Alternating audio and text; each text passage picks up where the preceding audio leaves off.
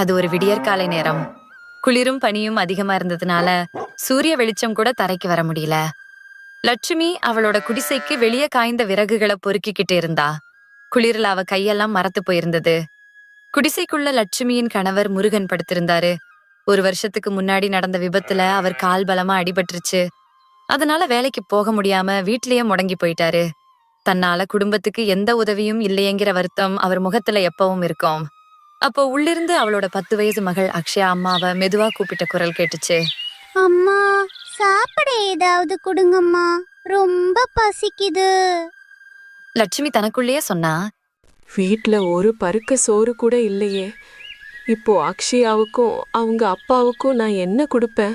லட்சுமி விறகுகளை அங்கேயே போட்டுட்டு உள்ள வந்தா. அங்க அக்ஷயா குளிர்ல நடுங்கிக்கிட்டு இருந்தா. முருகன் கவலையோட அவங்கள பார்த்துக்கிட்டு இருந்தாரு. அந்த வீட்டுல ஒரு உடைந்த பானையும் பழைய கிழிஞ்ச போர்வையும் தான் இருந்துச்சு. செல்ல குட்டி, கொஞ்சம் பொறுத்துக்கோ. அம்மா இன்னைக்கு நிச்சயம் ஏதாவது கொண்டு வருவேன். அம்மா, இன்னைக்கு சீக்கிரம் வந்துடுங்க, ரொம்ப குளிருது. சரி கண்ணு, நான் சீக்கிரம் வந்துடுறேன். நீ பத்திரமா இரு. முருகன் வருத்தத்தோடு சொன்னான். என்னை மன்னிச்சுடு லட்சுமி. இந்த நிலைமையில நான் உட்கார்ந்துட்டு இருக்கிறதுனால தான் நீ இவ்வளோ கஷ்டப்படுற. அப்படியெல்லாம் சொல்லாதீங்க, சீக்கிரம் எல்லாம் சரியாயிடும். லட்சுமி கவலையோட வேலை தேடி கிளம்புனா. லட்சுமி தனக்குள்ளேயே சொன்னா, கடவுளே, இன்னைக்கு எப்படியாவது ஒரு வேலை கிடைச்சா அக்ஷயாவுக்கு ஏதாவது நல்ல சாப்பாடு வாங்கிட்டு போவேன். கிராமத்து சாலையில இன்னைக்கு கூட்டம் அதிகமா இருந்தது. ஒரு பக்கம் மணி டீ கடை வச்சிருந்தாரு. சூடான டீ குடிங்க, இந்த குளிர்ல கை கால் எல்லாம் உறைய போகுது. டீ, சூடான டீ. இன்னொரு பக்கம் சண்முகம் தாத்தா எண்ணெயில சூடான சமோசாக்களை போட்டுக்கிட்டு இருந்தாரு. எங்கும் சாப்பாட்டு வாசனை தூக்குச்சு. சூடான சமோசா, ரகடா சமோசா, சோலா சமோசா, பச்சை சட்னி, கார சட்னி எல்லாம் சூடா இருக்கு, வாங்க. லட்சுமி ஆசையா அங்க பார்த்தா, ஆனா அவகிட்ட காசு இல்ல. தலை குனிஞ்சுக்கிட்டே முன்னாடி நடந்தா. வேலை தேடி அலைஞ்சா, ஆனா யாரு வீட்லயும் வேலை இல்ல. அக்கா, ஏதாவது வேலை கிடைக்குமா? பெருக்கவோ பாத்திரம் கழுவவோ எதுனாலும் செய்வேன். லக்ஷ்மி, இன்னைக்கு வேலை எதுவும் இல்ல, நாளைக்கு வா. இதை கேட்டதும் லட்சுமி சோகமா அங்கிருந்து நகர்ந்தா. மதியம் ஆயிடுச்சு. பசியால் அவ கால் தடுமாறிச்சு. ஒரு கோவில் திண்ணையில உட்காந்து வருத்தப்பட்டா. லட்சுமி தனக்குள்ளேயே சொன்னா, கடவுளே, ஏதாவது வழி காட்டு. அப்போ அந்த பூசாரி வந்து லட்சுமிக்கு பிரசாதம் கொடுத்தாரு. அவர் கிளம்பும்போது லட்சுமி தயக்கத்தோட கூப்பிட்டா. ஐயா. அவளால பேச முடியல, ஆனா அவர் புரிஞ்சுக்கிட்டாரு. பூசாரி அமைதியா அவ கையில இன்னும் கொஞ்சம் பிரசாதத்தை வச்சுட்டு போனாரு. சாயங்காலம் லட்சுமி வீட்டுக்கு திரும்பினா. அம்மா, இன்னைக்கு வேலை கிடைச்சதா? எனக்காக என்ன கொண்டு வந்தீங்க? வேலை கிடைக்கலடா, ஆனா இதோ பிரசாதம் இருக்கு, சாப்பிடு. அக்ஷயா அதை சாப்பிட்டா. ஆனா அந்த பசி அடங்கல.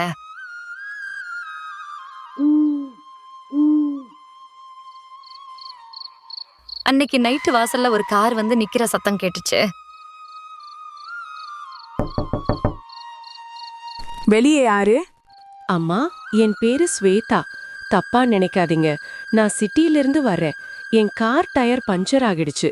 மெக்கானிக் வர்றதுக்கு லேட் ஆகும் போல இருக்கு. கொஞ்ச நேரம் இங்க நிக்கலாமா? லட்சுமி வெளிய பார்த்தா. ஸ்வேதா ரொம்ப நாகரீகமான உடை அணிந்திருந்தாங்க.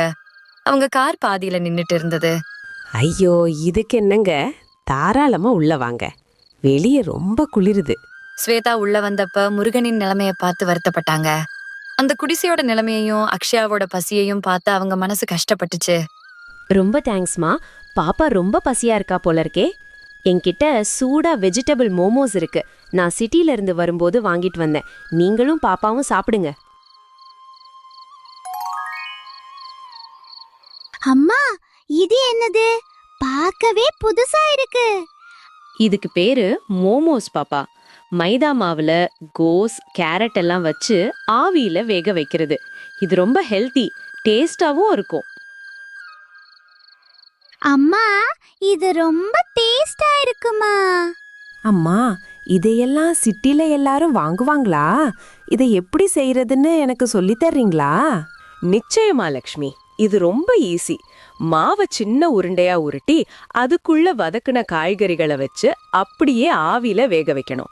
சிட்டில இதெல்லாம் ஒரு பிளேட் 50 ரூபாய்க்கு விக்கிறாங்க. மக்கள் வரிசையில நின்னு வாங்குவாங்க. ஸ்வேதா பொறுமையா அதை செய்யற முறைய லட்சுமிக்கு சொல்லி கொடுத்தாங்க. கொஞ்ச நேரத்துல மெக்கானிக் வந்து காரை ரெடி பண்ணிட்டாரு. கிளம்பும்போது ஸ்வேதா லட்சுமிக்கு கொஞ்சம் பணம் கொடுத்தாங்க. ஆனா லட்சுமி அதை வாங்கல. ஸ்வேதாவும் அங்கிருந்து கிளம்புனாங்க. மறுநாள் காலையில லட்சுமி முருகன் அக்ஷயாவிடம் சொன்னா, ஏங்க, நாம ஏன் இந்த மோமோஸை செஞ்சு வைக்க கூடாது? அந்த அம்மா சொன்ன மாதிரி இது நம்ம ஊருக்கு புதுசு, நமக்கும் ஒரு வழி பிறக்கும்ல. முருகன் சற்று யோசித்து பின் நம்பிக்கையுடன் சொன்னான், நிச்சயமா லக்ஷ்மி, விக்கலாமே. இத்தனை நாளா நான் முடங்கி போய் உட்கார்ந்து இருந்ததுனால நீயும் பாப்பாவும் ரொம்ப கஷ்டப்பட்டுட்டீங்க. இப்போ அந்த தெய்வ மாதிரி வந்த அம்மா உனக்கு ஒரு நல்ல வழியை காட்டியிருக்காங்க. எனக்கு நடக்கதான் முடியாது, ஆனா உட்கார்ந்த இடத்துலயே உனக்கு தேவையான காய்கறிகளை நறுக்கி கொடுப்பேன், மசாலா ரெடி பண்ணி தருவேன். நாம 2 பேரும் சேர்ந்து உழைச்சா கண்டிப்பா நம்ம கஷ்டம் தீரும் லக்ஷ்மி. நீ தைரியமா ஆரம்பி, நான் உனக்கு துணையா இருக்கேன். அம்மா, நாம மோமோஸ் விற்க போறோமா? ஆமாடா, நம்ம ஊர்ல யாரும் இத செஞ்சதில்ல. ஆனா நம்ம கிட்ட பொருட்கள் இல்லையே. இப்போ என்ன செய்வோம் அம்மா? கவலைப்படாத, செல்வா அண்ணா கிட்ட கடன் கேட்டு பாப்போம். அவங்க கடைக்கு போனாங்க. லக்ஷ்மி, என்ன வேணும்? அண்ணா, கொஞ்சம் மாவு, காய், எண்ணெய் கடனா கிடைக்குமா? 2 நாள்ல தந்துடுறேன். சரி லக்ஷ்மி, எடுத்துக்கோ, மெதுவா கொடு. லட்சுமி மனசுல இப்போ ஒரு புது நம்பிக்கை வந்துடுச்சு. அந்த தைரியத்துல அவ வீட்டுக்கு வந்து செல்வம் அண்ணா கிட்ட கடனா வாங்கின சாமான்களை அடுக்கி வச்சா. லட்சுமியை விட முருகனுக்குத்தான் ஆர்வம் அதிகமா இருந்தது. அவரால எழுந்து நிக்க முடியலனாலும் பொண்டாட்டிக்கு எப்படியாவது ஒத்தாசையா இருக்கணும்னு துடிச்சாரு. லக்ஷ்மி, எல்லாத்தையும் இங்க கொண்டு வா. என்னால நடக்கதான் முடியாது, ஆனா கையும் கண்ணும் நல்லா தானே இருக்கு. இந்த காய்கறிகளை எல்லாம் நான் பொலியா நறுக்கித் தரேன். அக்ஷயா குட்டி, நீ அம்மாவோட சேர்ந்து மாவு பிசை. ஒரு மரப்பலகையை மடியில வச்சுக்கிட்டு முருகன் ரொம்ப வேகமா கோஸ் மற்றும் கேரட்டுகளை நறுக்க ஆரம்பிச்சாரு. இத்தனை நாளா முடங்கி கிடந்த அந்த கைகள் இன்னைக்கு தன் குடும்பத்தோட பசி தீர்க்க போற சாப்பாட்டை ரெடி பண்றதுல ஒரு வேகம் தெரிஞ்சது. லக்ஷ்மி, அந்த ஸ்வேதா மேடம் சொன்ன மசாலாவையும் நானே ரெடி பண்றேன். காரம், உப்பு எல்லாம் சரியா இருந்தாதான் நம்ம ஊர் மக்களுக்கு பிடிக்கும். பாரு, நறுக்குன காய்கறி எல்லாம் எப்படி இருக்குன்னு. ஒரு பக்கம் முருகன் காய்கறிகளை நறுக்கி மசாலா தயார் செய்ய, இன்னொரு பக்கம் லட்சுமி மாவை உருண்டை உருண்டையா உருட்டுனா. விபத்துக்கு அப்புறம் முதல் முறையாக முருகனோட முகத்துல ஒரு தெளிவு இருந்தது. தான் ஒரு பாரம் இல்ல, தன்னாலையும் தன் குடும்பத்துக்காக உழைக்க முடியும்னு அவர் நினைச்ச அந்த நிமிஷம் அந்த குடிசையே ஒரு புது உற்சாகத்துல நிறைஞ்சிருந்தது. லட்சுமி மோமோஸ் செய்ய ஆரம்பிச்சா. அந்த வாசனை ஊரே தூக்குச்சு. அம்மா, வாசனை சூப்பரா இருக்கு. மக்கள் கண்டிப்பா வாங்குவாங்க. லட்சுமி அதை ஒரு கூடையில வச்சுட்டு ஊர் சந்திப்புக்கு கொண்டு போனா. வாங்க வாங்க, மோமோஸ் இருக்கு, சூடா இருக்கு. மோமோஸா? இது என்ன புதுசா இருக்கு? இதையெல்லாம் யாரு இங்க சாப்பிடுவாங்க? லட்சுமி சோர்ந்து போகாம அடுத்த இடத்துக்கு போனா. அப்போ ஸ்கூல் முடிஞ்சு வந்த பசங்க அங்க வந்தாங்க.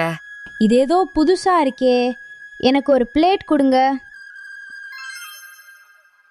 பசங்க சாப்பிட்டுட்டு ரொம்ப சந்தோஷப்பட்டாங்க. இது ரொம்ப நல்லா இருக்கு, எனக்கு இன்னொரு பிளேட் கொடுங்க.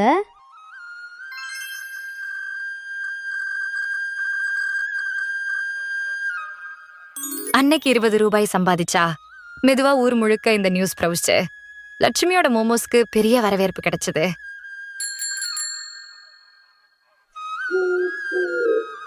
அம்மா, இன்னைக்கு எல்லாமே வித்துடுச்சு.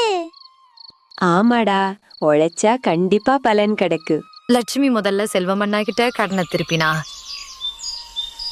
இப்போ மக்கள் அவளை தேடி வர ஆரம்பிச்சாங்க. லக்ஷ்மி, சீக்கிரம் கொடு, இல்லைன்னா தீந்துடும் போட. அம்மா, இனிமே நாம தள்ளு வண்டி வச்சு விக்கலாமா? கூடையில இடம் பத்தல. ஆமாடா, நாளையில இருந்து நம்ம தள்ளு வண்டியில விக்கலாம். லட்சுமி இப்போ பன்னீர் மோமோஸ், தந்தூரி மோமோஸ்னு பல வகை செய்ய ஆரம்பிச்சா.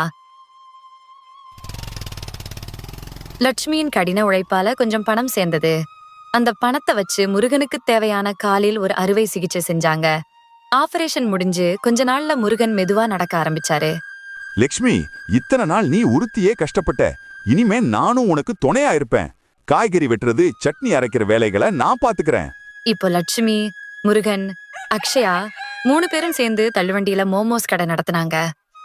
முருகன் துணையா வந்ததுல லட்சுமிக்கு வேலைப்பளு குறைஞ்சிச்சு. கடையையும் இன்னும் சூப்பரா நடத்தினாங்க. அவளோட வறுமை நீங்கி லட்சுமி முகம் இப்போ சந்தோஷத்துல பிரகாசிக்குது. லட்சுமியோட மோமோஸ் பிசினஸ் நல்லா போய்கிட்டு இருந்தாலும் அவளுக்குள்ள ஒரு பெரிய கனவு இருந்தது. தள்ளுவண்டியிலேயே எத்தனை நாளைக்கு இருக்குது, ஒரு சின்ன கடையாவது வைக்கணும்னு ஆசைப்பட்டா. ஆனா அதுக்கு தேவையான பணத்தை யோசிச்சா அவளுக்கு பயமா இருந்தது. லட்சுமி தனக்குள்ளேயே சொன்னா, கூடையில இருந்து தள்ளு வண்டிக்கு வந்துட்டோம். ஆனா மழை பெஞ்சா கடை போட முடியல. ஒரு சின்ன கடையாவது பிடிக்கணும்னா நிறைய அட்வான்ஸ் கேக்குறாங்களே, அதுக்கு நான் எங்க போவேன்? ஒரு நாள் சாயங்காலம் லட்சுமியோட தள்ளுவண்டியில கூட்டம் பிதுங்கி வழிஞ்சது. அப்போ ஒரு கார் வந்து அங்க நின்னது. கார்ல இருந்து இறங்குனது யாருன்னு பார்த்தா அது ஸ்வேதா. கூட அவங்க கணவரும் ஒரு சின்ன பையனும் இருந்தாங்க. அக்ஷயா சந்தோஷமா சொன்னா, அம்மா அங்க பாருங்க, அன்னைக்கு நமக்கு ஹெல்ப் பண்ணாங்களே அந்த ஸ்வேதா மேடம். ஸ்வேதா நேரா லட்சுமி கிட்ட வந்தாங்க. என்ன லக்ஷ்மி, எப்படி இருக்கீங்க? தள்ளு வண்டியில கடை போட்டுட்டீங்க போல. செம கூட்டம், வாழ்த்துகள். லட்சுமி நெகிழ்ச்சியோட சொன்னா, வாங்கம்மா, நல்லா இருக்கு. எல்லாம் நீங்க சொல்லி கொடுத்ததுதான். இதோ என்னோட சின்ன பொண்ணு அக்ஷயா, இவர் என் கணவர் முருகன். இப்போ ஆபரேஷன் முடிஞ்சு எனக்கு கடையில ஹெல்ப் பண்றாரு. உங்க கால் சரியானது ரொம்ப சந்தோஷம் முருகன். இது என் ஹஸ்பண்ட், இது என் பையன். இவங்களுக்கு உங்க மோமோஸை டேஸ்ட் பண்ண வைக்கணும்னு தான் வந்தோம். 3 பிளேட் கொடுங்க. லட்சுமி ஆசையா அவங்களுக்கு மோமோஸ் பரிமாறினா. ஸ்வேதாவோட கணவர் ஒரு வாய் சாப்பிட்டுட்டு ஆச்சரியப்பட்டாரு. ஸ்வேதா, நீ சொன்னது நிஜம்தான். சிட்டில இருக்கிற பெரிய ஹோட்டலை விட இங்க டேஸ்ட் சூப்பரா இருக்கு. லக்ஷ்மி, இவ்வளவு கூட்டம் வருது, நீங்க ஏன் ஒரு கடையாவே வச்சிடக்கூடாது? லட்சுமி கொஞ்சம் வருத்தத்தோட சொன்னா, நிஜம்தான் சார், எனக்கும் அந்த ஆசை இருக்கு. ஆனா ஒரு கடை பிடிக்கணும்னா கையில நிறைய காசு வேணுமே. இப்போதைக்கு என்கிட்ட அவ்வளோ வசதி இல்ல. லட்சுமி சொன்னதை கேட்டு ஸ்வேதா யோசிச்சாங்க. அன்னைக்கு ராத்திரி லட்சுமி அவங்களுக்கு அடைக்கலம் கொடுத்தத மனசுல நினைச்சு பார்த்தாங்க. லக்ஷ்மி, அன்னைக்கு மழையில என் கார் பஞ்சர் ஆகி நின்னப்போ யாருன்னே தெரியாத எனக்கு உங்க வீட்ல இடம் கொடுத்தீங்க. அதுக்கு நான் கைமாறு பண்ணணும்னு நினைச்சேன். கடையோட அட்வான்ஸ் பணத்தை நான் தரேன், நீங்க கடையை பிடிங்க. லட்சுமி அதிர்ச்சியோட சொன்னா, ஐயோ மேடம், இது ரொம்ப பெரிய காசு. இதை எப்படி நான்... பரவாயில்ல லக்ஷ்மி, ஒரு பொண்ணா நீங்க முன்னேறணும்னு நான் நினைக்கிறேன். இத ஒரு அக்காவா நான் செய்யற உதவியா நினைச்சுக்கோங்க. லட்சுமி கண்கலங்கி சொன்னா, ரொம்ப நன்றிமா. ஆனா இந்த காசை சும்மா வாங்கிக்க மாட்டேன். கடை வச்சு லாபம் வந்த உடனே ஒவ்வொரு ரூபாயா சேர்த்து வச்சு சீக்கிரமே உங்ககிட்ட திருப்பி தந்துடுறேன். கண்டிப்பா லக்ஷ்மி, உங்க உழைப்பு மேல எங்களுக்கு நம்பிக்கை இருக்கு. சீக்கிரம் கடையை தரங்க, நாங்க சாப்பிட வர்றோம். ஸ்வேதா செய்த உதவியால லட்சுமிக்கு புது தெம்பு கிடைச்சது. 1 மாசத்திலேயே அந்த மெயின் ரோட்ல லட்சுமியின் மோமோஸ் கடை அப்படிங்கிற பேர்ல ஒரு சின்ன கடை உருவானது. வறுமையில வாடின ஒரு குடும்பம் விடாமுயற்சியாலையும் நல்ல உள்ளங்களோட உதவியாலையும் இப்போ தலை நிமிர்ந்து நின்னது. அம்மா, நம்ம கனவு நிஜமாயிருச்சு. ஆமா அக்ஷயா, நேர்மையா ஒழிச்சா கண்டிப்பா கடவுள் யாராவது ஒரு ரூபத்துல வந்து நமக்கு உதவி செய்வாரு. இப்போ லட்சுமி, முருகன், அக்ஷயா 3 பேரும் சேர்ந்து அந்த கடையை வெற்றிகரமா நடத்தி வறுமையை விரட்டுனாங்க. இந்த கதை உங்களுக்கு பிடிச்சிருந்தா ஹைப் பட்டனை கிளிக் பண்ணி லைக், ஷேர் மற்றும் சப்ஸ்கிரைப் பண்ணுங்க. நன்றி, வணக்கம்.